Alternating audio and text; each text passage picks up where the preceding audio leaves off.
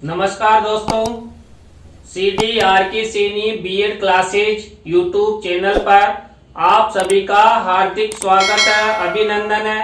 देखिए हमारे YouTube channel के माध्यम से आप सभी को आपके सभी विषयों की पाठ योजनाओं का निर्माण करना सिखा रहे हैं। आप पाठ योजनाओं का निर्माण कैसे कर सकते हैं, उनके उद्देश्यों का निर्धारण कैसे कर सकते हैं, अपेक्षितगत व्यवहार किस तरह बना सकते हैं, पाठ योजनाओं में कौन कौन से सोपान होते हैं, उन सोपानों का प्रस्तुतिकरण, उनमें चित्र मिनिएचर किस तरह आप लगा सकते हैं, तो ये सब हमारे चैनल के माध्यम से आप सभी को बताया जा रहा है। तो आप सबसे अपेक्षा की जाती है कि आप सब हमारे YouTube चैनल को सब्सक्राइब करें और पास ही बने बेल आइकन के बटन को दबावे। देखिए हमारे YouTube चैनल पर जो पाठ योजना निर्माण कार्यक्रम है, इस पाठ योजना निर्माण कार्यक्रम के अंतर्गत आज हम हिंदी गद्य पर आधारित लव कुश प्रकरण का चयन करते हुए हम एक पाठ योजना के बारे में आपसे चर्चा करेंगे। देखिए हम जब पाठ योजना बनाते हैं तो आप सभी को पता है हम सबसे पहले शामपट पूर्ति करते हैं। तो देखिए यहाँ पर मेरे द्वारा ब्लैक शीट पर मिनिएचर लगाकर शामपट पूर्ति की गई है। आपको भी इसी तरह शामपट पूर्ति करनी है। इसके बाद आते हैं उद्देश्य। देखिए प्रत्येक पाठ योजना निर्माण के समय चाहे आप हिंदी की बनाओ, अंग्रेजी की बनाओ, संस्कृत की बनाओ या अन्य जो भी विषय हैं, कॉमर्स है, सामाजिक विज्ञान है, भूगोल है, सबके उद्देश्य निर्धारित किए जाते हैं। अब यह उद्देश्य किसके आधार पर निर्धारित किए जाते हैं? देखिए मैं आपको बता दूं, ये उद्देश्य आपका जो टॉपिक होता है उस टॉपिक पर आधारित पर उद्देश्य निर्धारित किए जाते हैं। देखिए जो हमें इस पाठ योजना के बारे में अध्ययन करेंगे, टॉपिक है हमारा लव कुश। तो लव कुश का संबंध आपके उद्देश्य से होना चाहिए, तब जाकर आप अच्छे से आपकी पाठ योजना में आपके प्रकरण से संबंधित उद्देश्यों का निर्धारण कर सकते हैं। देखिए मैंने कई पाठ योजनाओं में बता दिया है कि हम 6 उद्देश्य बनाते हैं। अब देखिए पहला उद्देश्य ज्ञानात्मक, दूसरा अवबोधात्मक। अब इन उद्देश्यों से संबंधित ये विशिष्टीकरण है और उसके बाद है अपेक्षित व्यवहारगत परिवर्तन। देखिए आपको ज्यादा परेशानी अपेक्षित व्यवहारगत परिवर्तन बनाने में आती है, तो इसका सीधा सा तरीका है, आपको आपका प्रकरण ध्यान रखना है और संबंधित उद्देश्य ध्यान रखते हुए आप अपेक्षित व्यवहारगत परिवर्तन अच्छे से बना सकते हैं। देखिए 2 उद्देश्य हैं, 2 उद्देश्यों के बाद में देखिए हमारा 3rd और 4th नंबर का उद्देश्य है अभिव्यक्त्यात्मक और कौशलात्मक। इन दोनों उद्देश्यों का ये विशिष्टीकरण है, ये अपेक्षित व्यवहारगत परिवर्तन है। आप इस तरह इन 2 उद्देश्यों का विशिष्टीकरण और अपेक्षित व्यवहारगत परिवर्तन बना सकते हैं। इसके बाद देखिए आपकी पाठ योजना, यानी कि हम यहाँ पर गद्य पाठ योजना के बारे में अध्ययन कर रहे हैं, तो गद्य पाठ योजना का 5वां और 6ठा ये उद्देश्य है, ये विशिष्टीकरण है और ये अपेक्षित व्यवहारगत परिवर्तन है। देखिए यहाँ पर आपके उद्देश्य और अपेक्षित व्यवहारगत परिवर्तन, आपका जो प्रकरण है लव कुश, इससे संबंधित है। तो ये 6 उद्देश्य आपको प्रत्येक पाठ योजना निर्माण के समय बनाना होता है। इसके बाद हम बनाते हैं कक्षा शिक्षण सहायक सामग्री का कॉलम। देखिए, सामान्य शिक्षण सहायक सामग्री जो कॉमन होती है, इसके बाद आती है विशिष्ट शिक्षण सहायक सामग्री। देखिए, विशिष्ट शिक्षण सहायक सामग्री में चार्ट और चित्र, यानी कि जो भी हम विशिष्ट शिक्षण सहायक सामग्री प्रयोग करेंगे। अब देखिए, इस पाठ योजना में मेरे द्वारा चार्ट और चित्र का प्रयोग किया गया है ओनली, तो मैंने चार्ट और चित्र ही लिखा है। इसके बाद देखिए, पूर्व ज्ञान, छात्र लव कुश प्रकरण के बारे में सामान्य जानकारी रखते हैं। इसके बाद आपकी मुख्य पाठ योजना प्रारंभ होती है। मुख्य पाठ योजना का प्रथम सोपान होता है, पहला सोपान प्रस्तावना। देखिए, प्रस्तावना के प्रश्न किए जाते हैं, 3 से 5 प्रश्न किए जा सकते हैं और छात्रों से उत्तर प्राप्त किए जा सकते हैं। और आप सबको पता है कि जब प्रस्तावना के प्रश्न बनाते हैं तो प्रश्नों में जिगजैग होना चाहिए, तारतम्यता होनी चाहिए और उत्तर से ही आपका नेक्स्ट प्रश्न बनना चाहिए। देखिए, यहाँ पर भी उत्तर से ही प्रश्नों में तारतम्यता और जिगजैग है। देखिए, रामायण में किसका वर्णन किया गया है? श्री राम का या भगवान श्री राम का। श्री राम की जन्मभूमि मानी जाती है अयोध्या। कि अयोध्या में भगवान श्री राम का जन्म हुआ था। अयोध्या के राजा कौन थे? दशरथ। अब दशरथ से अगला प्रश्न, दशरथ पुत्र राम का विवाह किसके साथ हुआ था? जनक पुत्री सीता के साथ। इसके बाद इसी से अगला प्रश्न देखिए, राम सीता के पुत्रों लव कुश के बारे में आप क्या जानते हो? तो आपका ये समस्यात्मक प्रश्न हो गया और आप अपने पाठ की ओर बढ़ रहे हैं। तो सेकंड हमारा सोपान हो जाता है तुरंत उद्देश्य कथन। देखिए कि बच्चों, आज हम लव कुश पाठ के बारे में विस्तार पूर्वक अध्ययन करेंगे। तो देखिए, यहां पर मैंने शिक्षण सहायक सामग्री वाले कॉलम में उद्देश्य कथन में ही लव कुश का वाल्मीकि महोदय के साथ, वाल्मीकि द्वारा उन्हें धनुर्विद्या प्रदान की जा रही है, उसका चित्र आपको बताया है। तो आपको भी इसी तरह मिनीचर लगाना है। आप उद्देश्य कथन में भी छात्रों को चित्र दिखा सकते हैं।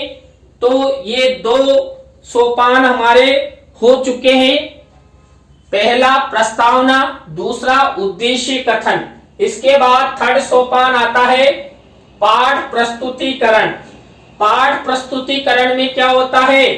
छात्र अध्यापक, छात्र अध्यापिका छात्रों को लव कुश जो पाठ है उसकी पृष्ठ संख्या को खोलने के लिए निर्देशित करेगा या करेगी। देखिए, छात्र अध्यापक है तो करेगा और छात्र अध्यापिका है तो करेगी। यहाँ पर छात्र निर्देशित लव कुश पाठ की पृष्ठ संख्या को खोलकर देखेंगे। इसके बाद हमारा चौथा सोपान आता है आदर्श वाचन। देखिए, आदर्श वाचन छात्र अध्यापक, छात्र अध्यापिका द्वारा किया जाता है। ये हमारे चौथे नंबर का सोपान है। इसमें छात्र अध्यापक, छात्र अध्यापिका शुद्ध, स्पष्ट, उचित, यथि गति, आरव अवरोह पूर्वक लव कुश पाठ का आदर्श वाचन करेगा या करेगी। छात्र छात्रा ध्यान पूर्वक सुनेंगे। अब देखें, यहाँ पर जो मैंने फॉर्मेट बनाया है, शिक्षण बिंदु, छात्र अध्यापक, छात्र अध्यापिका क्रिया, छात्र छात्रा क्रिया, श्याम पट कार्य और शिक्षण सहायक सामग्री। देखिए, आपको जो आपकी शिक्षण सहायक सामग्री है, इस शिक्षण सहायक सामग्री में आपको क्या करना है? इस विषय वस्तु का मिनीचर लगाना है। किसमें? शिक्षण सहायक सामग्री में। देखिए, मैंने यहाँ पर पूरी विषय वस्तु लिख दी है जो हम इस लेसन प्लान में अध्ययन करेंगे। तो आपको इस तरह अलग रंगीन मिनीचर बनाकर उस पर विषय वस्तु लिखकर आपको मिनीचर लगाना है।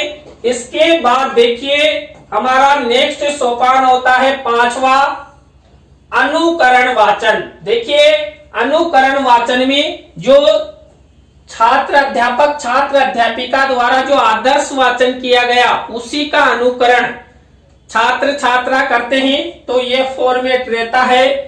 इसके बाद हमारी छठी स्टेप आती है अशुद्धि संशोधन।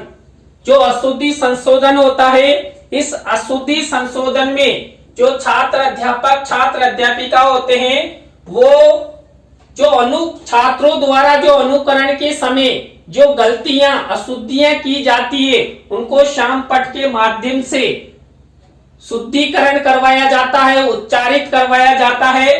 तो यहाँ पर देखिए ये फॉर्मेट है और मैंने श्याम पट कार्य में ब्लैक मिनीचर लगाया है।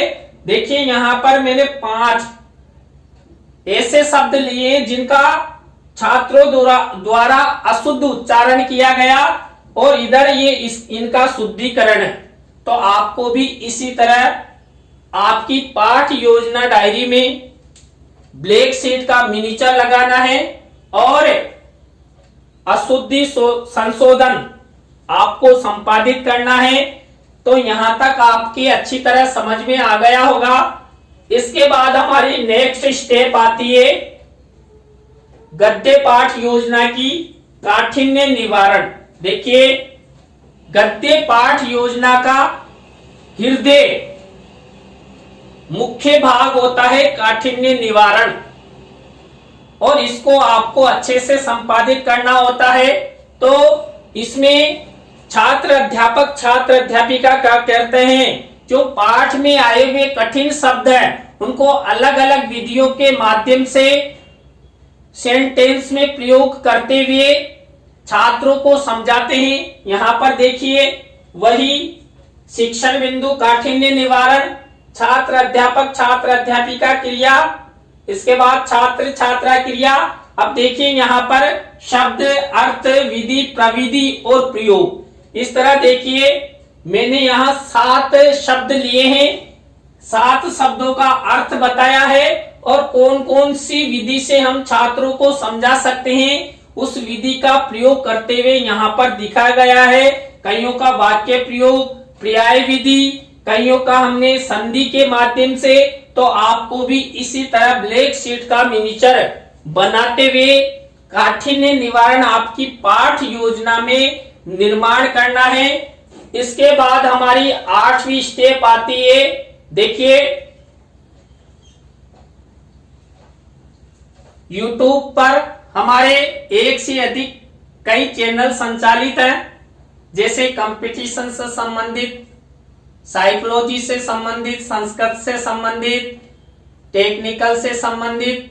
तो आप सब उनको गूगल, यूट्यूब, विडमेट या फेसबुक पर CDR की सैनी कीवर्ड द्वारा सर्च कर सकते हैं और हमारे सभी चैनल्स को सब्सक्राइब करते हुए उन पर अपलोडेड वीडियो का अधिगम कर सकते हैं। इसके बाद देखिए 8वीं स्टेप आती है हमारी सारांश कथन। देखिए गद्य पाठ योजना में हम 8वीं स्टेप के अंतर्गत सारांश कथन करते हैं और सारांश कथन 2 प्रकार से किया जा सकता है। देखिए चित्र के माध्यम से और मिनीचर के माध्यम से। देखिए यहाँ पर मैंने दोनों ही प्रकार का यूज किया है। देखिए यहाँ पाठ का सारांश, इसका मिनीचर लगाया है शिक्षण सहायक सामग्री में और इसके साथ साथ मैंने लव कुश का जो अश्वमेघ यज्ञ के घोड़े को पकड़ते हुए का चित्र दिखाया है और यह भी लगाया मैंने शिक्षण सहायक सामग्री के कॉलम में। आपको भी सारांश कथन के समय इसी तरह मिनीचर या चित्र का प्रयोग करते हुए आपको पाठ योजना का जो 8वां बिंदु है सारांश कथन, वो आपको प्रदर्शित करना है। देखिए अपने जो विषय वस्तु ली थी उस विषय वस्तु का ही सारांश यहाँ पर लिखा है। वहां कम से कम 20 लाइन थी, यहाँ पर मैंने 5 से 6 लाइन सारांश के रूप में ली है। इसके बाद 9वीं हमारी स्टेप आती है बोध प्रश्न। देखिए बोध प्रश्न जो हमने विषय वस्तु छात्रों को बताई, आदर्श वाचन किया, काठिन्य निवारण किया, उसी में से ये 5 प्रश्न बोध प्रश्नों के रूप में छात्रों से पूछे जा सकते हैं। बोध प्रश्न छात्र अध्यापक छात्र अध्यापिका द्वारा पूछे जाते हैं और छात्र इनका उत्तर देते हैं। तो इनका ये फॉर्मेट रहता है। आपको भी इसी तरह बोध प्रश्न बनाने हैं। ये हमारी 9वीं स्टेप हो गई। और 10वीं स्टेप देखिए, यहाँ पर हमारी 10वीं स्टेप है मौन वाचन।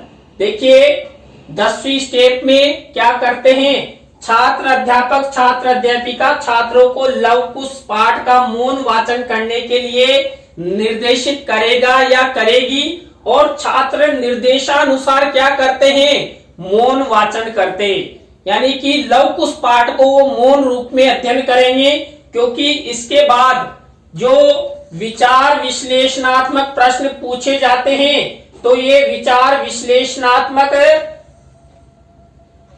जो स्टेप होती है वो 11वें नंबर की स्टेप होती है।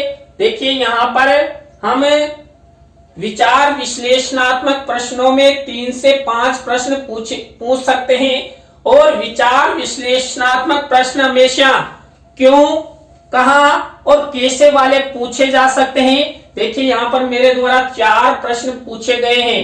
देखिए प्रत्येक का उत्तर थोड़ा एक पंक्ति से अधिक है, क्योंकि यहाँ पर क्यों और कैसे वाले प्रश्न किए गए हैं। क्योंकि विचार, बच्चों के क्या विचार होते हैं उस पाठ के विषय में, तो उनके अधिगम के लिए विचार विश्लेषणात्मक प्रश्नों का उपयोग किया जाता है। इसके बाद देखिए हमारी नेक्स्ट स्टेप आती है 12वें नंबर की मूल्यांकन प्रश्न। देखिए मूल्यांकन प्रश्नों के बारे में मैंने आपको कई बार बता दिया है कि आप 2 प्रश्न तो क्या कर सकते हैं, आभाषादा वाले ले सकते हैं। देखिए यहाँ पर 2 प्रश्न तो आभाषादा वाले पहला और दूसरा लिया गया है। इसके बाद दूसरा प्रश्न लिया गया रिक्त स्थानों की पूर्ति से संबंधित। देखिए यहाँ पर पहला दूसरा। अब देखिए यहाँ पर आप रिक्त स्थानों वाले प्रश्न नहीं लेना चाहते तो सत्य असत्य वाले प्रश्न आप ले सकते हैं। इसके बाद थर्ड तरह का प्रश्न है, एक पंक्ति में उत्तर दीजिए। देखिए एक पंक्ति वाले यहाँ पर प्रश्न छात्रों से पूछे गए हैं, किसके अंतर्गत, मूल्यांकन प्रश्नों के अंतर्गत।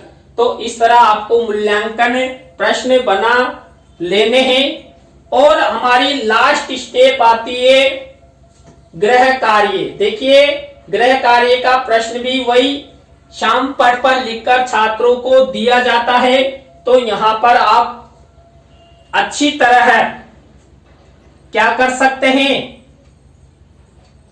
मूल्यांकन प्रश्नों का मिनीचर लगाकर आप अपनी पाठ योजना का अंतिम सोपान निर्धारित कर सकते हैं। तो देखिए आज हमने हिंदी शिक्षण के अंतर्गत जो गद्य पाठ योजना लव कुश के बारे में अध्ययन किया, आपको वीडियो कैसा लगा कमेंट्स में हमें जरूर बताएं।